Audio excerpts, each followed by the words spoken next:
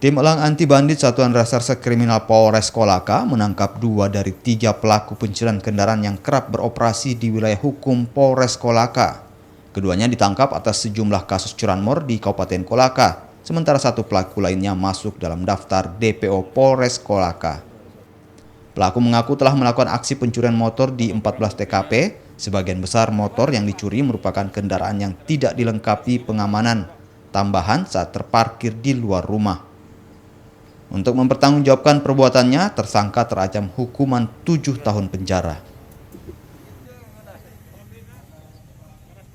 Pencurian kendaraan bermotor khususnya yang agak meresahkan beberapa minggu terakhir, dengan adanya laporan polisi tersebut kami mengambil langkah-langkah penyelidikan. Kemudian kami berhasil amankan 2 orang tersangka.